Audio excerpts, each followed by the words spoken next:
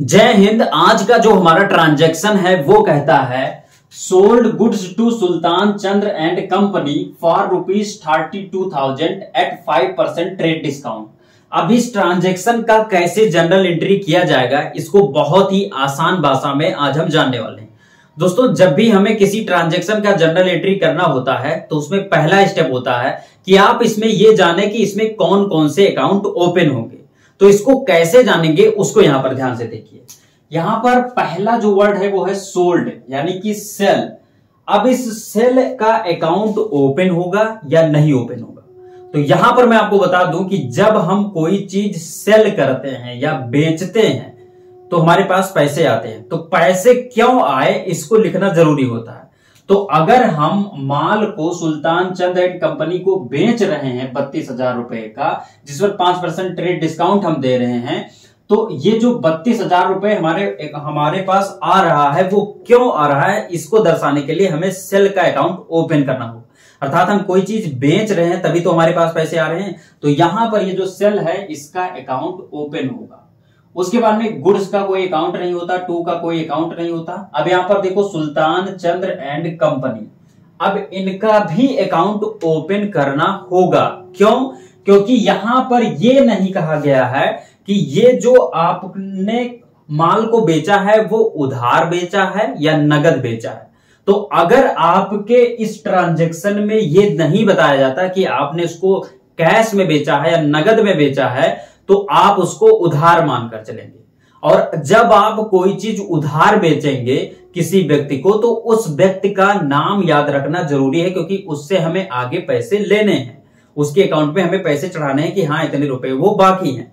तो इस कारण से यहां पर अगर उधार हम 32,000 रुपए का कोई सामान बेच रहे हैं, तो हम अगर इनको उधार दे रहे हैं तो इनका नाम जरूरी है। तो इस कारण से इनका भी यहां पर अकाउंट ओपन होगा, यानी सुल्तान चंद एंड कंपनी का भी अकाउंट ओपन होगा। उसके बाद में फॉर का कोई अकाउंट होता नहीं है, एट का कोई अकाउंट होता नहीं है, 5% ट्रेड डिस्काउंट इसका कोई अकाउंट नहीं होता है। यहां पर देखिए ट्रेड डिस्काउंट का यहां पर अकाउंट ओपन नहीं किया जा सकता, यानी कि बिजनेस करते समय अगर ट्रेड डिस्काउंट मिलता है तो उसमें हम उसका अकाउंट नहीं ओपन करते हैं।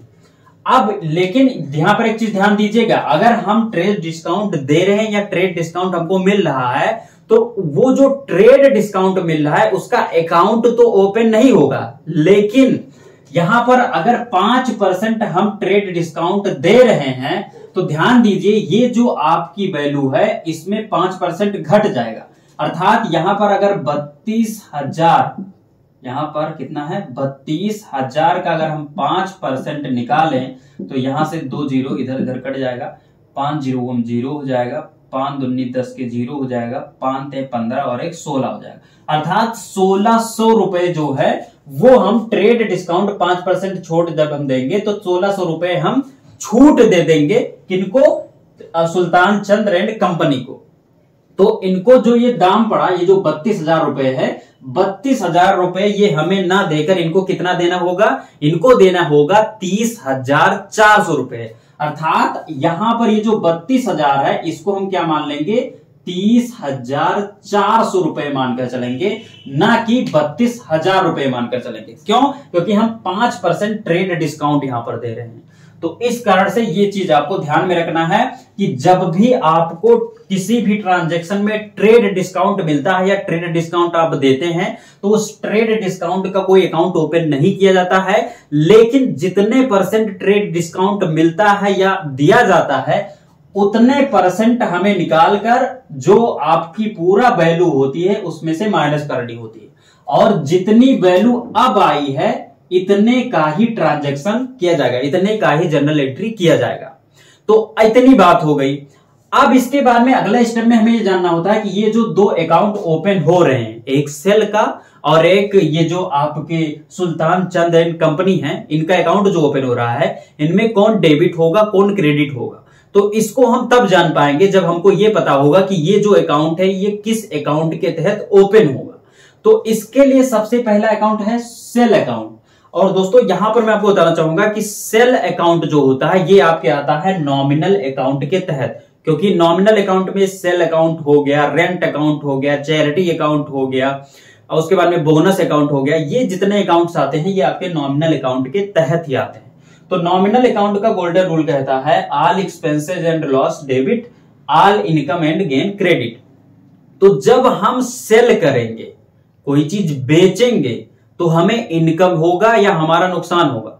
जब हम कोई चीज बेचेंगे तो हमारे पास पैसे आएंगे, अर्थात हमारे बिजनेस में पैसे आएंगे, क्योंकि हम चीजों को सेल करेंगे तो उसके बदले में हमें पैसे मिलेंगे, तो वहां पर हमें क्या होगा, इनकम होगा। और यहां पर ये रूल कहता है कि all income and gain credit, तो इस कारण से ये जो सेल अकाउंट है ये क्या हो जाएगा, क्रेडिट हो जाएगा। उसके बाद में बचता है सुल्तान चंद्र एंड कंपनी। अब सुल्तान चंद्र एंड कंपनी जो है, इनका जो अकाउंट ओपन होगा वो पर्सनल अकाउंट के तहत ओपन होगा, क्योंकि ये एक व्यक्ति विशेष या व्यक्ति विशेष से रिलेटेड अकाउंट है। तो ऐसा अकाउंट आपके पर्सनल अकाउंट के तहत आता है। और इस पर्सनल अकाउंट का गोल्डन रूल कहता है the receiver debit the giver credit. तो ध्यान दीजिए, ये जो सुल्तान चंद्र एंड कंपनी है ये रिसीवर है या गिवर है, ये चीज यहां पर फाइनल कीजिए। तो यहां पर ये कौन है, रिसीवर है। क्यों, क्योंकि अगर ये हमें, जैसे अगर हम कोई चीज सेल कर रहे हैं तो सेल करने पर ये गुड्स को क्या कर रहे हैं, रिसीव कर रहे हैं। तो इस कारण से ये क्या हुए, रिसीवर हुए। और रिसीवर होने के कारण ये क्या हो जाएगा हमारा, ये हो जाएगा डेबिट। ये सुल्तान चंद्र एंड कंपनी जो है वो जब हम माल को बेच रहे हैं तो माल को वो रिसीव कर रहे हैं, अर्थात वो एक रिसीवर है। और रिसीवर होने के कारण क्या हो जाएंगे, ये डेबिट हो जाएंगे। तो इस तरीके से यहां पर हमारा एक क्रेडिट हो गया, एक डेबिट हो गया। अब इसको कैसे लिखा जाएगा इसको भी यहां पर आप जान लीजिए। इसको लिखने का सिंपल सा तरीका है, आप यहां पर लिखेंगे, पहले डेबिट वाले पक्ष को लिखते हैं तो यहां पर हम लिखेंगे by Sultan Chandra and company account, क्या हो जाएगा आपका, डेबिट। अब कितना डेबिट होगा, यहां पर हो जाएगा 30,400। 30,400 ये जो हमने लिखा है अभी 30,400, इस पर विशेष ध्यान दीजिएगा। यहां पर 32,000 ना लिखकर 30,400 लिखा गया है। क्यों लिखा गया है, क्योंकि हमें 5% ट्रेड डिस्काउंट हमने इनको दिया था, तो वो माइनस होकर यहां पर ये इतना हो जाएगा। तो ये चीज यहां पर लिखा जाएगा। उसके बाद में आप लिखेंगे टू, आपका हो जाएगा sales account, sales account credit कितना हो जाएगा आपका, फिर इतने हो जाएगा 30,400 रुपीज।